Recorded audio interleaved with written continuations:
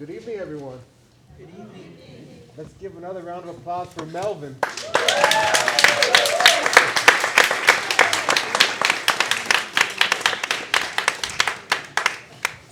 My name is Matt Anderson, and I am Mosaic Miami's executive director. At Mosaic Miami, we're hyper-focused on embracing diversity and building an inclusive Miami. And we do that with programming just like this. I really have the best job in the world because I get to connect with some awesome people and convene really courageous conversations. And I really thank Arsimmer and Brandon for being here and trusting me to guide you through this journey tonight. We just witnessed Arthur. We just witnessed a beautiful journey of August Wilson's career as an artist in America. And he was an artist in America throughout some really tough times. He found his truth as an artist, focusing on authenticity, access, and identity, and that allowed him to capture really important times in America through 10 plays that focused on 10 different periods, 10 different decades of the 20th century.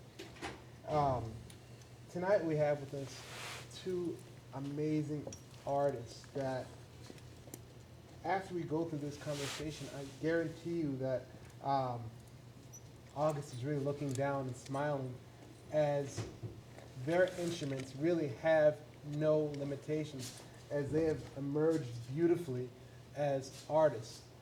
I went back and forth on how we're going to approach their introductions, and I thought that we really don't have a lot of time together, so it would be more appropriate to hear their stories briefly from them and then move into our conversation. So first, to my left, we'll start with Arsimmer McCoy. August brought Arsimmer and I back together after not seeing each other for over 20 years as we were classmates in school. So it's been a really heartwarming experience getting back together with Arsimmer. So Arsimmer, let's hear your story first. Oh, my story. Oh, Yeah. Lord. I can briefly say I'm born and raised down south, Richmond Heights. We met elementary school. Yeah. And then high school as well. We kind of went the whole entire way together, you and your brother. Sometimes I mess up and call him John by accident. I'm sorry. I love you. But performance, theater was my foundation. I am a full-time artist, poet, interdisciplinary artist. I build what's called archive installs, which are installations that bring people to a different time, a different space, mainly my grandmother's house in Carroll City, where I reside right now. I have in my hand photos. I keep archives with me all the time. And I love to expound and build upon the ways in which archives can be used as vehicles for education, for impact, for evolution, and for preservation. Awesome. And I was lucky to meet Brandon Clarke, who's an amazing local artist, through my friend Chris Norwood, who runs the Hampton Art Lovers. So if you ever have the opportunity, please visit the Hampton Art Lovers. So Brandon, your story, please. Hey everybody, we out here. Thank you for making the trek after an amazing performance. Like you said, my name is Brandon Clarke. I was born in California, and then I lived in Delaware. So depending on who I talk to, I tell which one I was first, because people don't. They say Delaware, and then anyway. Delaware was the first state. The first, yeah, and then people confuse it with Ohio. So, I've been here in Miami for 11 years. I'm actually an architect too, and I found my passion through art in the pandemic. Needless to say, when you throw the word around artist, I was always one. I just needed an event to help me see what I always was. My grandmother was 100 years old. She was an artist, and I painted with her as a kid. And there's a thing I'm learning and venturing into of legacy, and I'm unfolding that story. So my work basically deals with epigenetics. It deals with uncovering trauma, dealing with the individual, and then how the individual exacerbates society, economical. So it starts within and it works the way out. So I work through mixed media. Sometimes my work is abstract. Sometimes I even use the back of the canvas to talk about issues that feel have no merit, but yet are the frameworks of our lives. So I try to bring hard topics that I find difficult to deal with and try to bring it to the forefront for my own adventure, my own healing, and understanding my own person. So that's kind of in a nutshell where I am. Thank you. So now that we've heard a piece of their story, I think a good place to start is the matriarch and the family unit. August Wilson was his mother's favorite child, and he knew that. And you can see through a lot of his works, the mother and females are the focal point in his works. In 1997, he spoke and he gave a talk called "The Ground on Which I Stand On." And he said, growing up in my mother's house on 1727 Bedford Avenue in Pittsburgh, Pennsylvania, I learned the language, the eating habits, the religious beliefs, the gestures, the notions of common sense, attitudes towards sex, concepts of beauty and justice, and the responses to pleasure and pain that my mother had learned from her mother, and which you could trace back to the African who set foot on the continent. It is the culture that stands solidly on those shores today as a testament to resiliency of the African American spirit. Arsimmer, your daughter is your pride and joy. And I love how in your poem, You Can Come Home, you say the following. My child built from crabgrass and concrete, you're constructed of things that cannot die, so I won't let you. The matriarch oftentimes in the African American household is really the nucleus of the family experience. So can you talk about the matriarchs in your family and how the family unit attributed to your journey? So, I am named after my great-great-grandmother, my mother. Arsimmer is my daughter's name, and I think it's gonna stop there. Not for nothing, but it's enough of us. Yeah. And, you know, growing up, like me being named after my mother and named after my great-grandmother, because in my house it was normal, I never understood people when I said it to them outside of my house why they were so, what? Oh my gosh, really? And then it's a very interesting name to boot. So I understood very early on the power of validating yourself and the power of the name and the passing down of a name. And that you don't have to be a president, you don't have to be head of something, CEO of something to be validated, to be important. My mother thought it not robbery to name me after her and after her great-great-grandmother. Now, the shade is, she has 2 other daughters. They didn't get the name. Right? So that's also a thing, right? It's like, why me? And I carry that a lot. My mother absolutely is the cornerstone of the entire family. My father, you know, it's a very, you know, I don't wanna call it old school, but it is a very old school house. She's at home, he go to work, okay? She irons his shirts, sometimes she cooks, you know, but it's too far along now. They're 35 years, 36 years into marriage, so he can't go nowhere if she doesn't.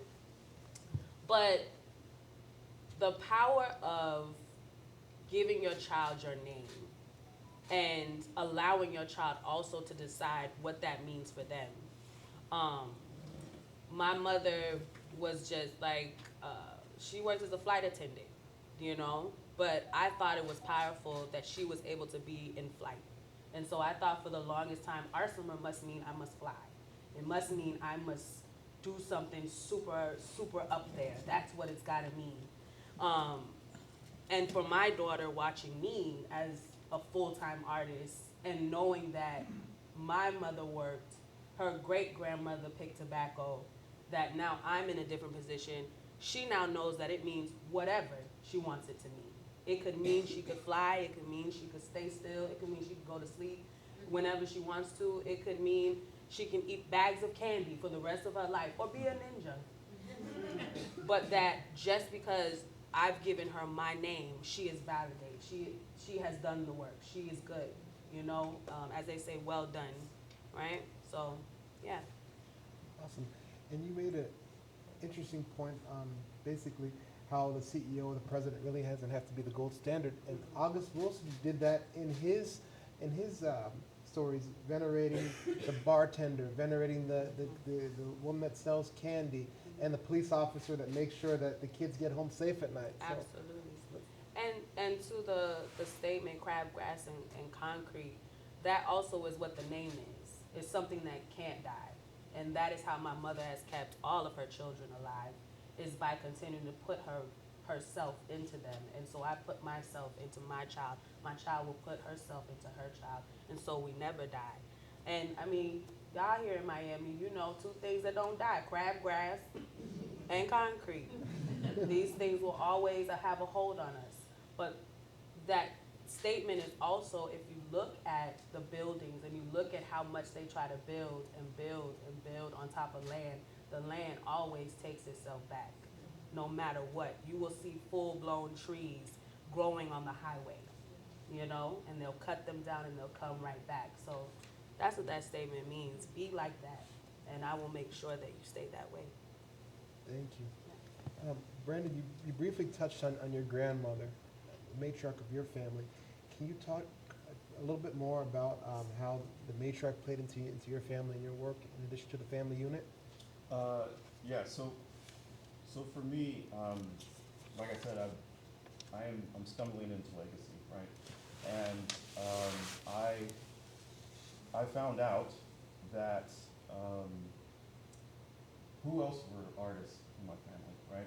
What other story was passed down for me to kind of carry? I just found out one of my cousins is Michael Cummings, a very profound New York quilt maker. You know, Just found that out. I just found it out through art. So there's this thing of it's like, oh, what I did was with my grandmother. Oh, I just painted. That's cute, you know. And that's what you do. You remember all the smells. You remember the paints. You all this other stuff. So for me, it's like this back and forth play of who were we? You know, I only understand to a certain point where that's relatable with my family, but my family has this legacy, as we talked about. And for me, I come from a divorced home, so for me, there was a level of brokenness in masculinity and a brokenness in femininity, meaning that my mother had to be a father, right? And I was around 8 years old when that happened. So a lot of your life gets formed when you're a child, right? So the thing that was very traumatic for me was a separation and this break in the matriarch of what a father was and what a mother was and who can provide what. And for me, it was basically, what can you give that you don't have? And that's very tough for a child to receive, right? I can have talent and I can have ability, but where is this, fostering of identity, right? So like a lot of my work is dealing with trauma. Well, trauma affects DNA affects identity affects your environment, it affects all these things. So for me, it's basically understanding, we'll put it this way, I have 3 kids, right? So I'm not allowed anymore to hide behind me, right? These are living things that talk and they talk back to you. They're basically they're little mirrors. So now I, at this point in my life, I'm 38 years old. At this point in my life, I have choices, and my choices now have these real-time consequences. So I'm forced to go backwards and figure out what was lost, or what was not given, by whom it was not given, or how it was presented to me in a broken sense. So how can I be a father in the sense of, August was talking a lot about protection. I didn't have that mirrored for me. Do I really know how to stand up for my wife? I've never seen that. So as my children, so I could, you know, how he would come up in there and the bravado of it all, right? Fake it till you make it. However, there's this level of brokenness that I act out of. So for me, the level of patriarch, I'm trying to put all that together and understand and forgive and understand and grieve what was given to me, what was not given to me, whose roles were played out in my life, and then how do I translate that to a canvas? Because technically my work is about filtering those emotions, right? So that's kind of where I'm going with it. Excellent. So, Arsimmer and Brandon's remarks take us to something that August called blood memory. August didn't write his works of art through research. He wrote them through what he defined as, when your back is pressed against the wall, you go to the deepest part of yourself, and there's a response. It's your greatest ancestors talking. It's blood memory. And he was incredible at using his blood memory, just not in terms of praising dignitaries and famous people, as Arsimmer said. And one of his tools for conjuring up that blood memory was the blues. And Arsimmer, I know that you by chance came up and found a copy of Mississippi Records' True Story of Abner J. that really helped to tap into your blood memory and find parts of you that you felt that were lost, that helped you move and emerge into more of an interdisciplinary artist from just poetry, and to come up with your play, I'm So Depressed. Can you talk about more on how blood memory helped you emerge in that way? I also want to talk about you think you slick. So that was not in the original notes. I just want you to know that. I was waiting on the email and it never came. But I got you though. I see you. So I wrote a play. So the pandemic for me was pivotal in that at the time, prior to the shutdown of the entire world, aka the apocalypse, I was going through separation from my partner of 10 years being together, 3 years in marriage. So we separate, then the pandemic happens, then I realize I don't have work right now. I have to now figure out how to take care of a house with taxes, with bills, a child, by myself, also while going through an incredibly deeply depressive state where I am not eating, I am not sleeping, I am not speaking, I am not answering anyone's phone calls. My child is knocking on my door, I do not answer. So the pandemic for me, needless to say, was very traumatic. I spent a long time trying to understand what happened to me mentally, what happened to me physically. I am not the same person today. I found this blues album, Abner J, and the title of it is I'm So Depressed. And it caught me because of the wording, I'm so depressed, on a blues album. Like, we all know blues is depressing, right? But like no one ever says it, right? They're like, I lost my woman, backyard blues, moonshine in the summer, you know, like things like that. But this man was like, nah, this is what it is. I'm depressed. And the album is about his divorce from his first wife. And it says on the back of the album that he was married, I think, like 11 times, 12 times after that. Jesus. Wild. He was wild boy, wild boy. But that album, I listened to it back to front, and he talked about everything from being a slave, from getting free, to falling in love, to going to Vietnam, to doing drugs. And I'm listening to this timeline, and I'm also like, I kind of went through all of that. I went to war. I lost my mind. I fell in love. I had to start working again in things I did not want to do, back to being a slave. I had to do all of those things. And so I used Abner Jay's album as the backdrop to my own story. And Abner was also a poet. So in between these songs, he has these really, they're very raunchy poems, but they're honest, they're transparent. My favorite type of poetry is the signifying poets, right? I love black exploitation films. I do.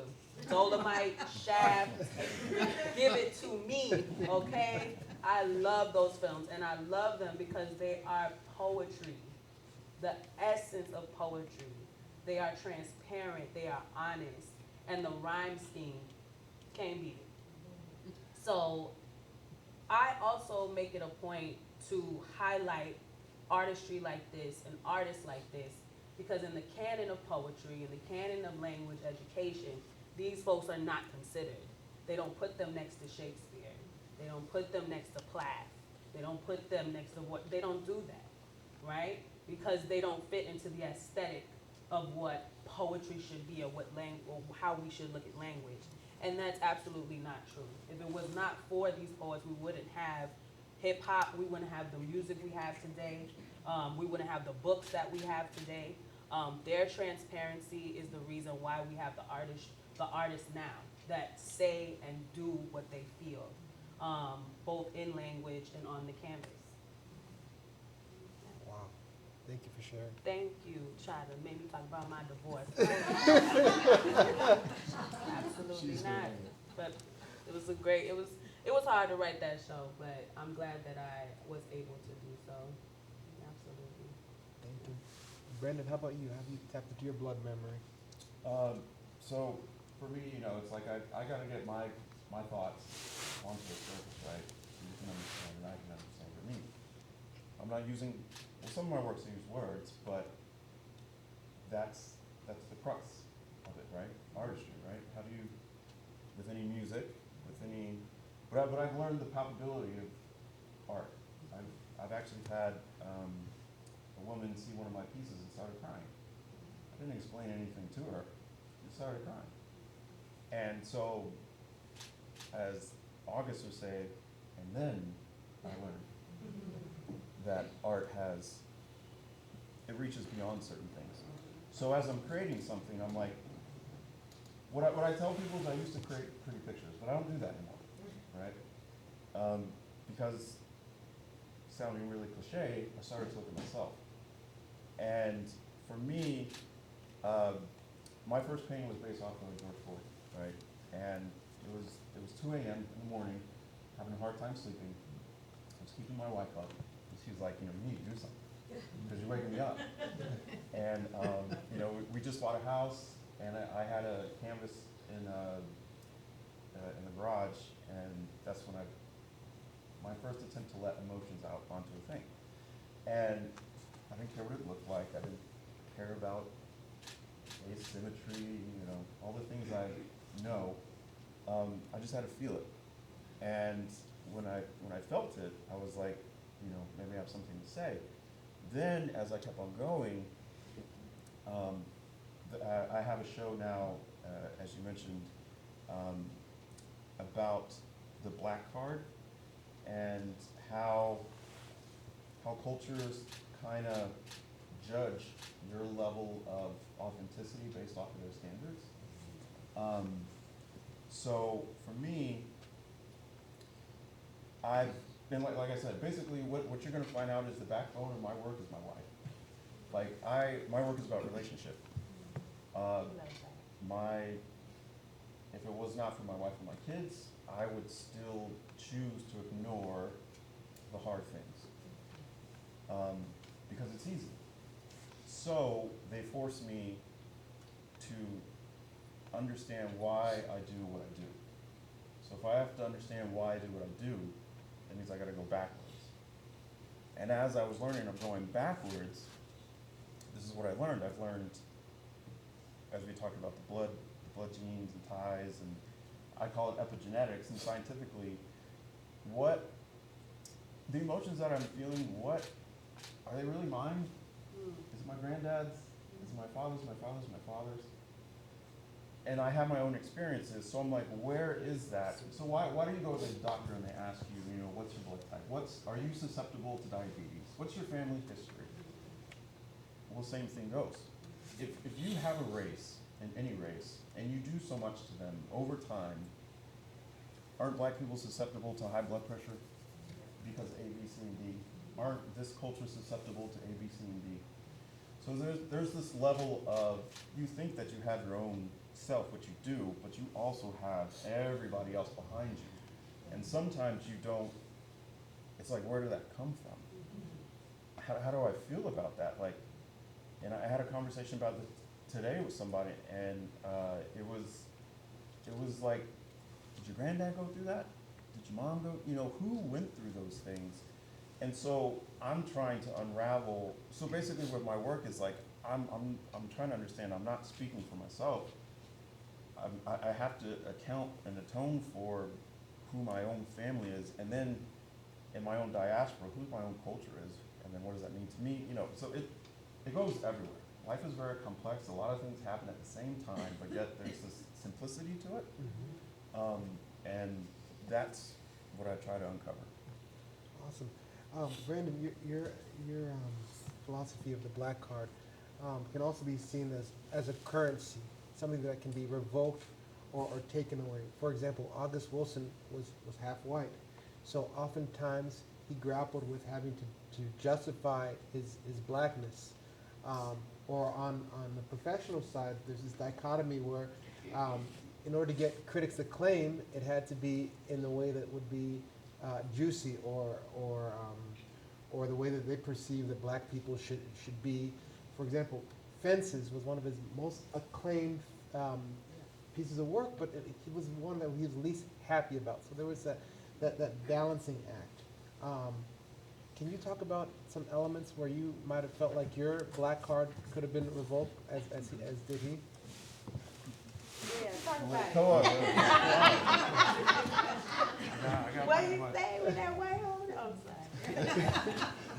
sorry. Okay, so check. This is thank you for asking that, because this is something as a 30-year-old I had to survive, right? So I grew up doing white things. I surfed, skateboarded, I don't mean snowboarded. to laugh, Thank you, friend. I played soccer. I did plays. I talked white. My wife was the first black woman I ever dated. My culture. Can we sit? Can we sit? Come on. Let's get real. We'll have a conversation. So but that was my environment, right? I went to an HBCU. I went to a historically black college, and that's where I met Larry. So I grew up surviving, feeling like the token black guy, right? And I didn't understand the power of being in the room with somebody that just looks like me. Representation matters, and I do see it with my children. They do make little comments like, "Oh, he looks like me, Daddy." And I didn't, as a 38-year-old, I didn't understand the gravity of how that translated through my wife, because it was normal, right? That's my normal. So what I like about August Wilson is he talks about is we are victims of what do you say? We're victims of what our society has created. So if we're talking about epigenetics, if we're talking about a culture that, in terms of putting the context of African American, which I am within the past 40 years, let's just put it in the context of that what have they learned about disassociating themselves, having their own identity stripped? What do you think they're going to do to themselves? I was ostracized by my own culture because they didn't understand at the time. It was based off of what I did. So something in the black community, and as I've heard within other communities, is even your own culture now has the power to take away your level of authenticity because you don't know a certain song, you do a certain thing, or you talk a certain way, or you love a certain thing. So I find this wound from my own culture. And who taught him that? Where did that come from? And as I'm saying, we're talking about all these social things that have to happen, but for me, I'm looking at, the thing that I've learned with my marriage and my kids, the only thing that ever changes my environment is if I change. So I do have opinions about things, and I do have suggestions and solutions about things. But the most transformative thing around me that has ever happened is as I started to look at myself. So this level I'm talking about Black Card and putting art into things, and I'm trying to get people to talk about their own story. Like, what happened to you? I needed grief from my own race. Like I said, I was a divorced kid. I was this little black kid running around looking for identity. I skateboarded. I thought it was in clothes. Like, I had to wear the right clothes, because you need to know this is what I do. So it's a lot, and I think it's merited, and I think it's the reconciliation for my own self, and then the understanding within our own culture. Looking at the world that we're living in today, he talked about the Black Power movement being the kiln that he was fired on. And he talked about how oftentimes it was uncomfortable to bring up things like civil rights and the Black Power movement. And it sounds familiar, in our state right now. We can't really talk about those things. And there was, like I said earlier, there was a balance of what he put in his work versus what would have the possibility of having a claim. And thinking deep into that, how, and then also when he said, it's better to get, it's not better to get something than nothing. So if you have those two things, how as artists have you been able to keep your dignity, stay your course, be your authentic, true selves, while risking, potentially not getting a claim or selling yourself short? Because I've been broke before. No, that's it. That's the tweet.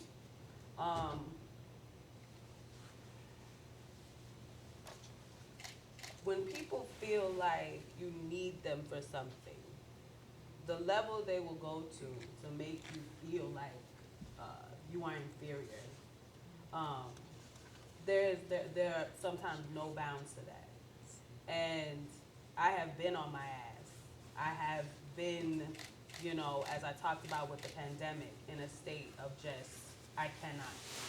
So every time that I show up on a stage and I speak my truth, every time that I go into a classroom and I show a child about John Coltrane and I teach a kid about Ntozake Shange, I have no fear of that, because there is nothing that you can do to me.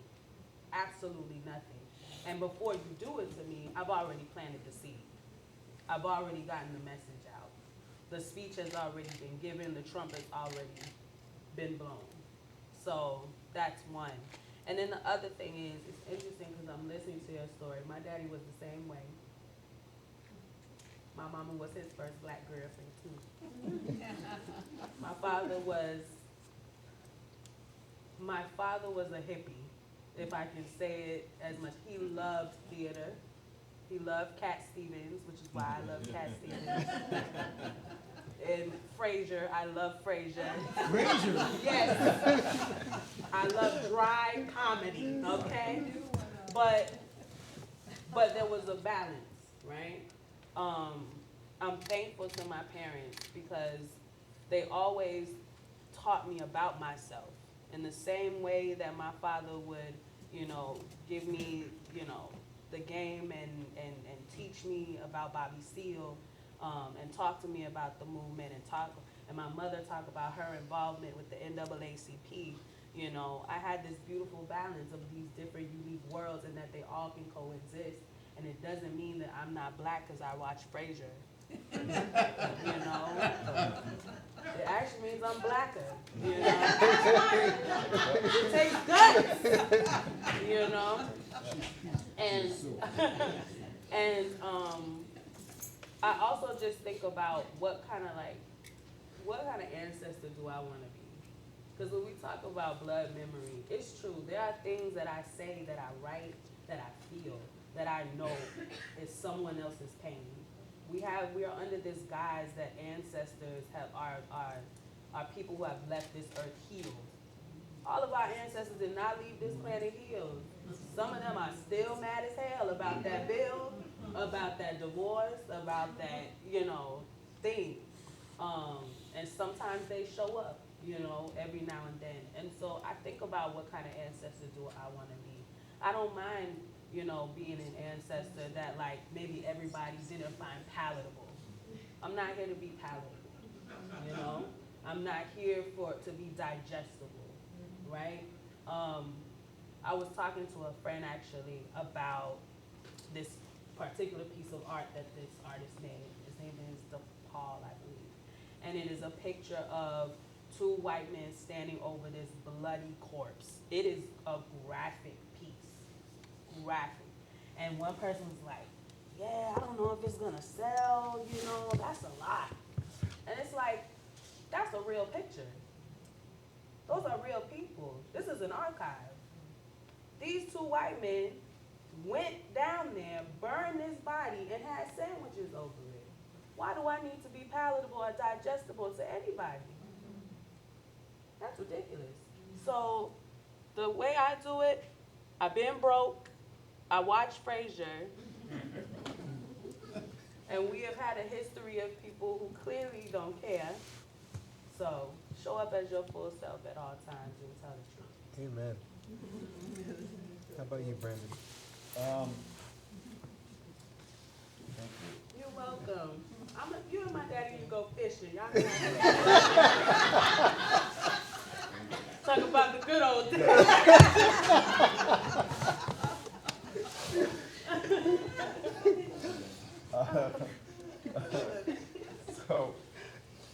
So what my story or perspective is basically,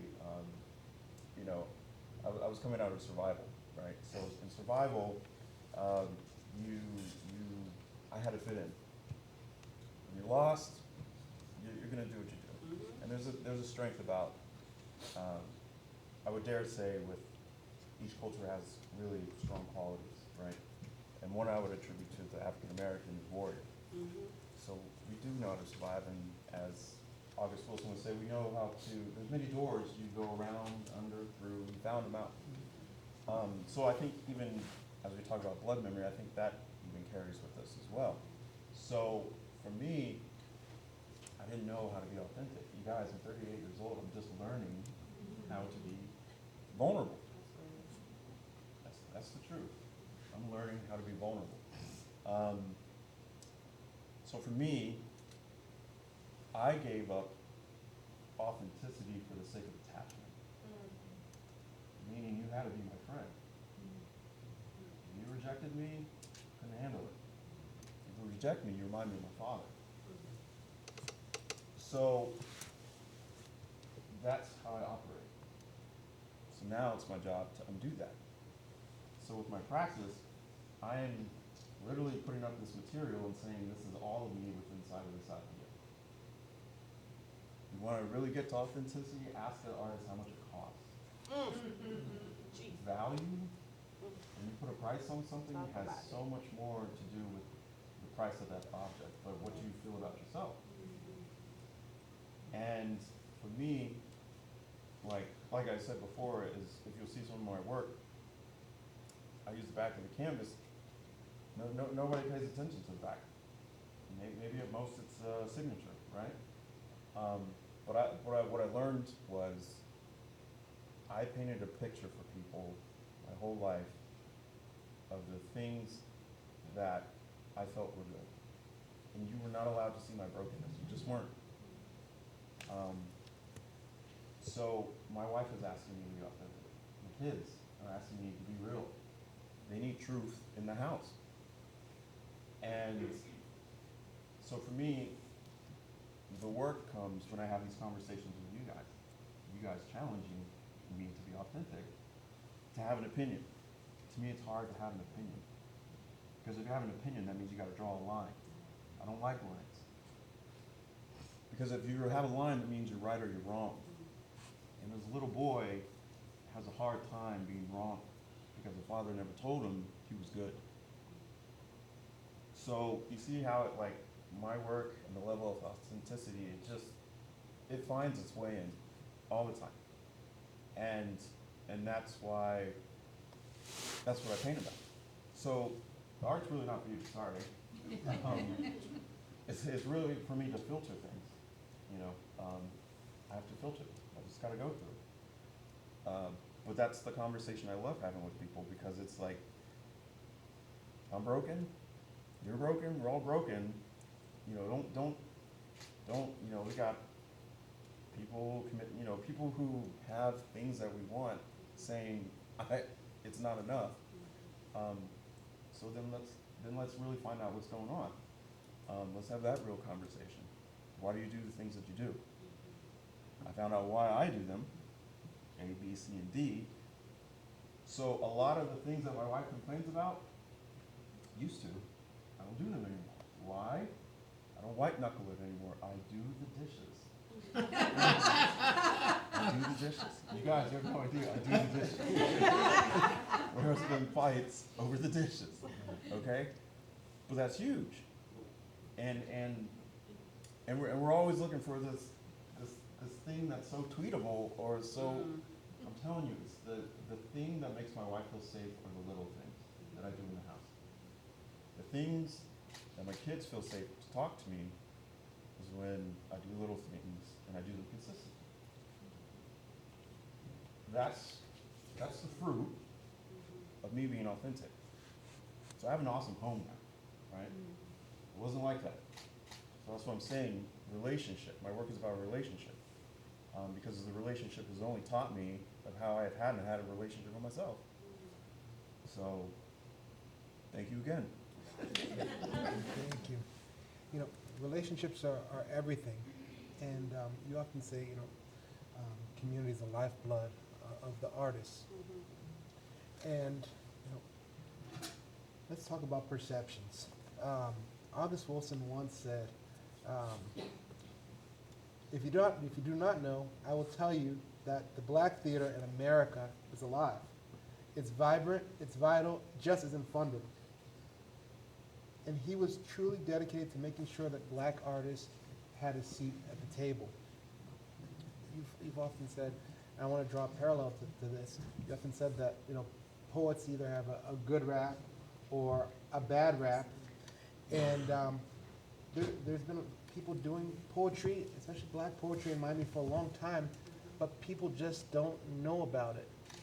How can we do a better job of getting people to know about that and making sure people have the right seat at the table? This is a loaded question because, so I had the opportunity to be an artist in residence for a residency called ARI, Artist in Residence in the Everglades. And I wanted to do this project called Homecoming, where I brought black folks to the Everglades. That's it. Like, almost like a family reunion in the middle of the swamp. This was my dream. This is what I wanted. I was able to connect with Houston Cypress, Reverend Houston Cypress, who is a Seminole. Okay, y'all know. We're tapped in. Okay, I see y'all. And Houston Cypress introduced me to Betty Osceola. And I had to work my behind off to get Betty to be comfortable with talking to me. And I had to respect it because it reminded me of my grandmother. Like, you couldn't just walk to my grandmother's door. If unannounced, without warning, no matter who you were. Even if she knew you for a long time, you couldn't do stuff like that. So I was like, all right, I'm gonna work on this, So it resulted in ultimately Betty Osceola inviting us out to her land, inviting us out to the Tree Island. My family came, some of the artists that I know came. We took an airboat out there, Betty cooked, my aunt cooked, we had African stew, indigenous stew, it was amazing. And so I was like, Betty, man, why you put me through all that? You see I'm cool. And she was like, the last time that I talked to somebody, they took my story and wrote a book. And my family got nothing from it, I got nothing from it. And she was like, I don't think you would do that, but the problem is we are constantly telling our stories and we are constantly giving information away. And it is hard to determine who's gonna keep you and who's going to use you. So for me, in order to give reverence to the poetry community that has been here, I mean, pioneers like Will the Real One Bell, who is the reason that there is even a spoken word community that is able to make money. Because that's what I need to be understood. It's not just about the fact that he created the literary cafe, built this more than one venue, and brought poets in a place and a safe space for poets. He taught poets how to take this craft and build a life for yourself. There are people in the city of Miami, like myself, who are full-time poets and are able to feed their families. And that is because Will said, you can take this artistry and you can do that. And he did not go to Harvard, he did not go to Princeton, he didn't even go to UM, he didn't go to FIU, right? This was just a man who loved poetry, who had been through some shit, and poetry was his outlet. And he made it all the way to Def Poetry Jam with Russell Simmons. And the fact that there's not a billboard, the fact that there is not a full-blown archive dedicated to Will the Real One Bell is atrocious. But it is also important to keep certain things whole and safe and protected. Because what if that person that Betty Osceola is talking about decides they want to sink their teeth into Will the Real One story? You know, in an effort to I want you to know who he is, in an effort for this validation that we don't need. I know who he is. I know who he is. And so my child will know who he is. I don't need for anybody who is higher up or writes for news or anything like that to be able to say, oh, now, you know, I'm going to write about him, so now he's important. He's already important. And so I feel like if you want to know more about poetry and you want to understand the true foundation of spoken word in the city of Miami, go look for it. Go find it. My daddy, every time I would ask my daddy, what does this word mean? Go look it up. That was back then when we had encyclopedias. Go look it up. And I love that part in the show where he went down that rabbit hole, because that's all I do. I thank God for my father and my mother teaching me about research, because I go down rabbit holes. I love to do that. Okay, it led me to Frasier. Thank you. How about you? Yeah, what she said. What she said. Well, it led me to your words. It did, yeah. No, yeah, that's 11 years of marriage. Just what she said. That's what she said. No, I think as I'm learning, like I said, a lot of things are happening simultaneously. I'm learning that my voice matters. I'm learning that there needs to be a platform to actually have a voice. There's different outlets, right? Social media, blah blah blah, all that other stuff. But in my art journey, I actually made a business plan, right? And I'm like anybody else, where do you want to go? What do you want to do? What do you want to say? What's your message? An artist with a business. What is that? What is that? That's the architect coming out. So, Absolutely. but one of my things was, I want to make sure that I'm heard where I live, Absolutely. and everything is, within my home. That's my work is about, is affecting my area. The world is too overwhelming for me. I would have a dream to be the best at something, but then I've learned I'd rather be the best at what I have. That's it. And so for me,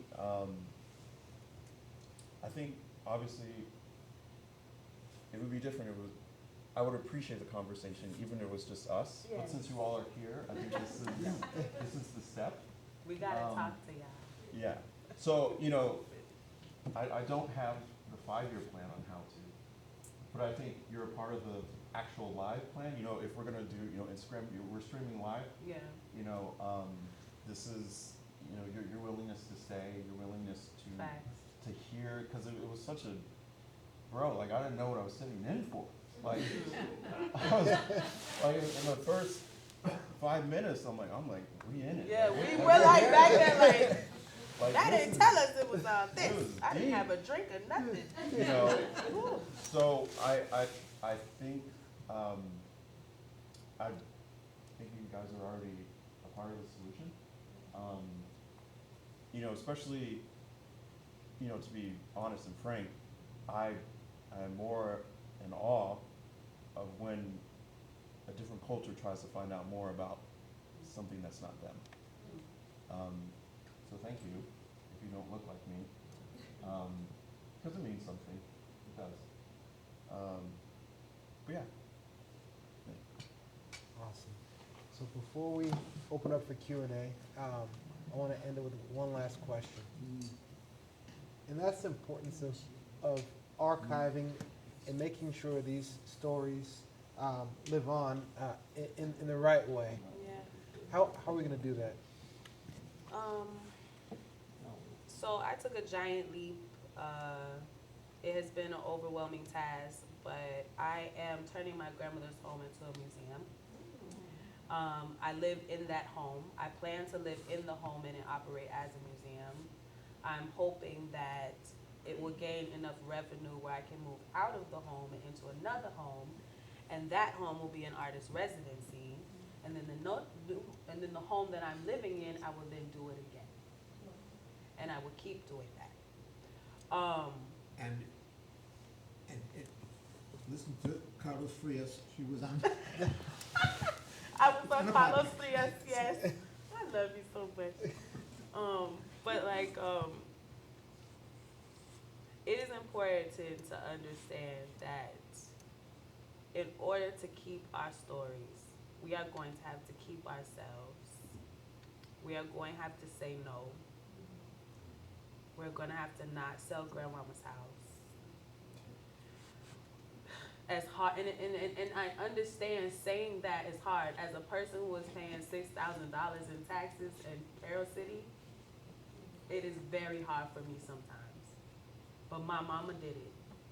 My mother bought my grandmother's house for her in '76.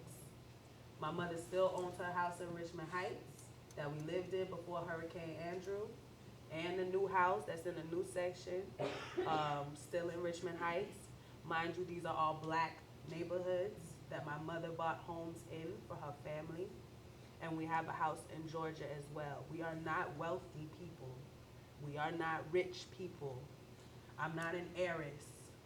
My mother just understands the power of land and keeping things in your family. So in order to preserve, we are going to have to buckle down and keep those things sacred. The archive installs that I do, I really for a long time didn't know if my mother was a hoarder or an archivist. For a long time. But I know now she's an archivist.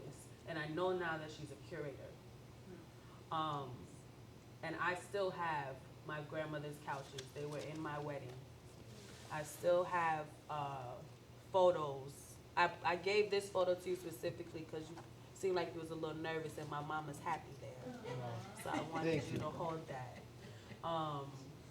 And you know, I also am always seeking to understand myself. There are parts of me that I'm like, you know, am I Bahamian? I don't know, you know.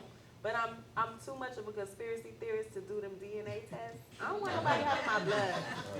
I can't do it. So I had to come up with rituals to help me because I do have bad anxiety. As funny as I am, as all the things, my anxiety is bad. I'm shaking right now. Y'all just can't tell, but I am. And so I had to come up with rituals that help me. Carrying photos, going into my house and seeing my grandmother's couch is my grounding.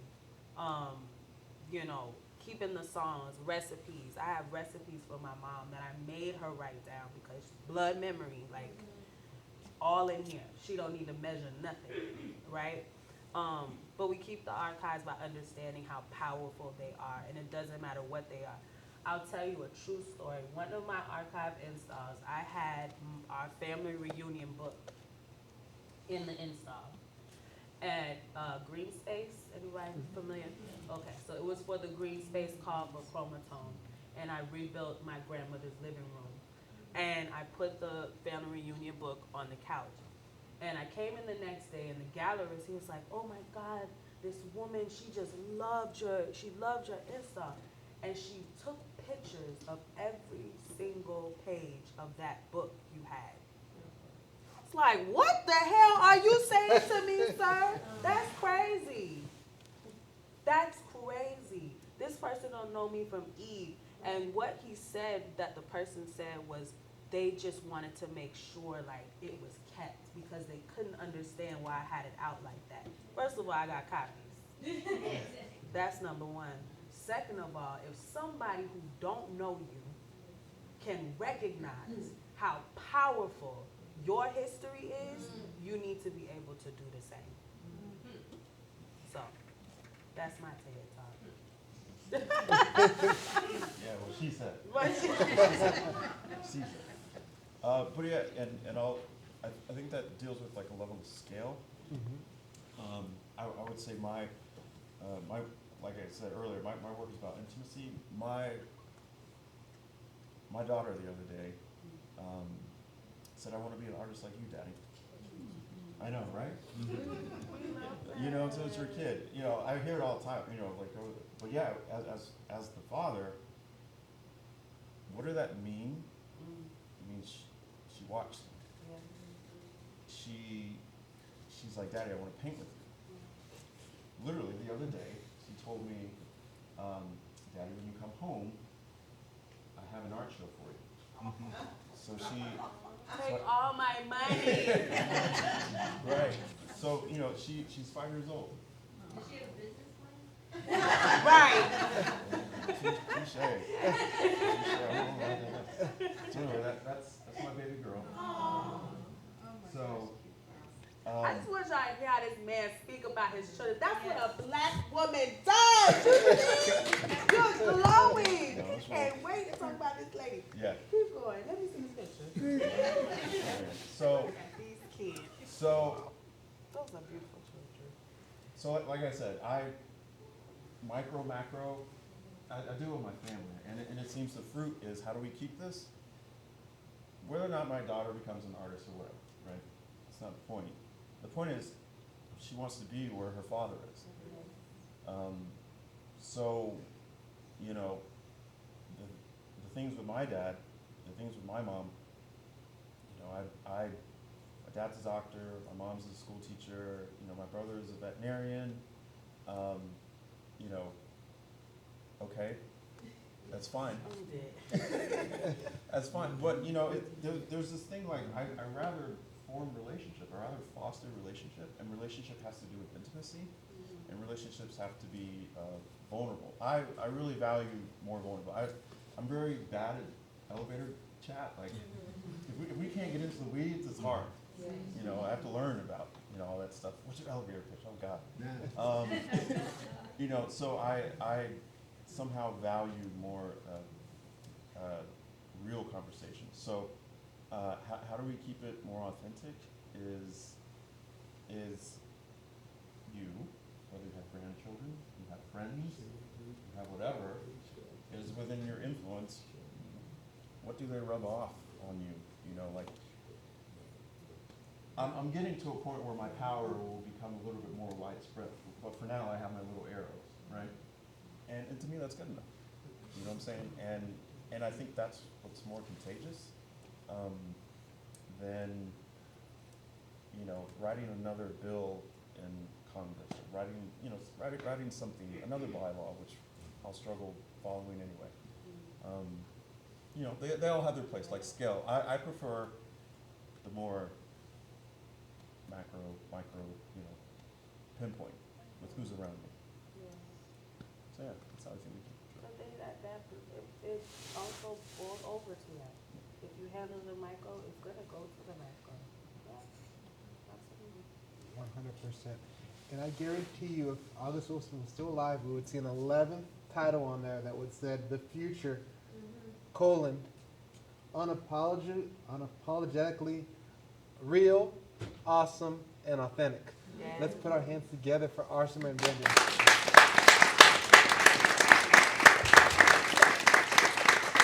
Can we open up for a couple questions? Do we have time?